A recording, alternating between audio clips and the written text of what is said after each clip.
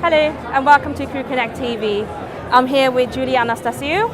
Very nice to meet you. She's from OSM Maritime. Nice to meet you. So Julia, your company is a ship management company. What are the current training and manning concerns of the future? All right. Well, I would predominantly say that the first on my list is competence. Obviously, that is key to having the right people in the right role on board our vessels.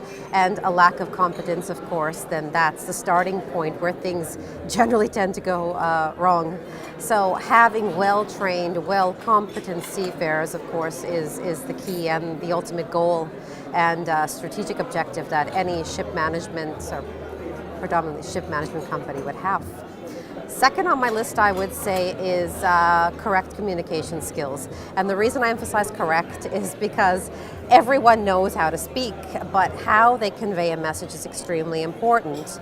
And in terms of a situation on board the bridge or in the engine room, the communication between the different departments and the interaction of the crew on board is so vital that any slip up or any mistake can cause a very undesirable situation. So of course communication skills need to be on par every time.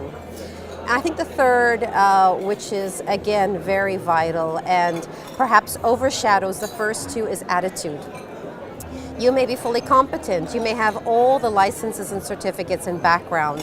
You may also be very efficient in communicating. However, if you don't have the correct attitude, of course, then the other two parts fail entirely. So a combination of these three elements is really what we as a shipping industry need to focus on in terms of manning and training needs for the present and the future. As a woman in the industry, you must be so proud that the industry is starting to embrace women, and with the IMO choosing women in shipping and women in maritime, the theme of the World Maritime Day for 2019, I wanted to ask, what do you think it's important for women to be promoted in these leadership roles, and what does that mean for the glass ceiling for this demographic? Well, first of all, I have to say I'm extremely proud that we women are getting recognition on the highest level possible. The IMO have correctly recognized that it is time now for women to be recognized and to step up. And in terms of women in shipping, yes, of course, I fully support it.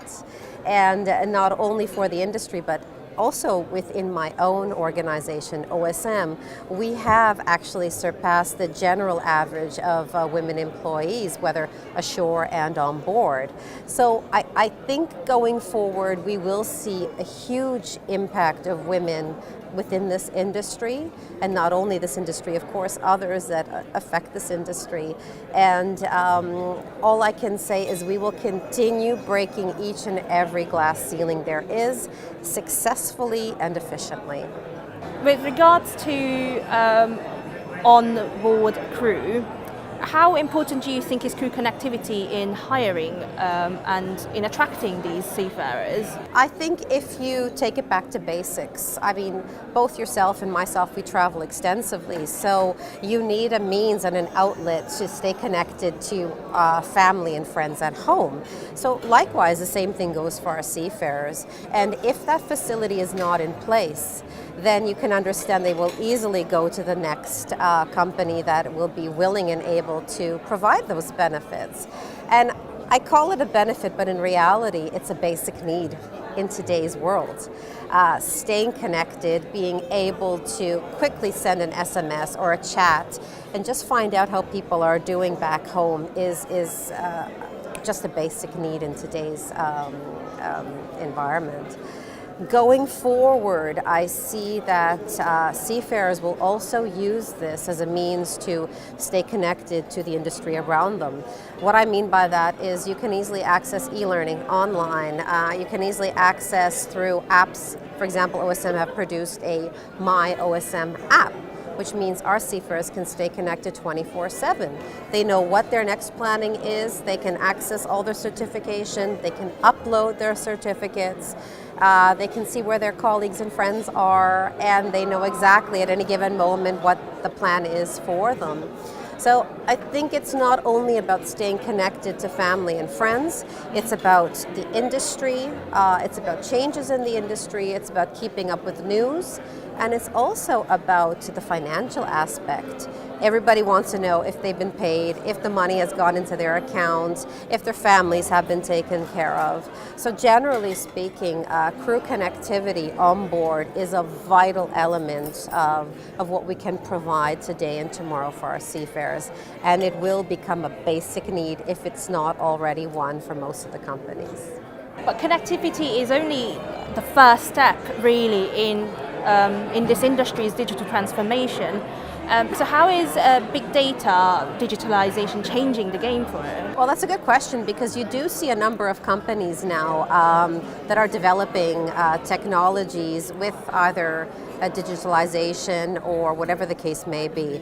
In the case of OSM, for example, we do have a marine operations department that is set up, and this operation is a 24/7 basically monitoring tool where you can understand where your vessels are, how they're performing, what they're doing at any given moment.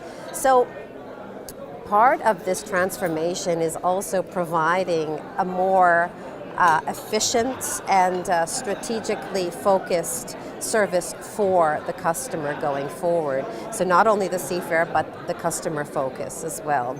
And there are various platforms that are being developed in-house in order to expand a company's infrastructure and provide a means for developing in the future. So I think you'll see that a number of companies are actually striving to either digitalize or use big data to help influence their own organization, and again add service adding or services for the customers going forward.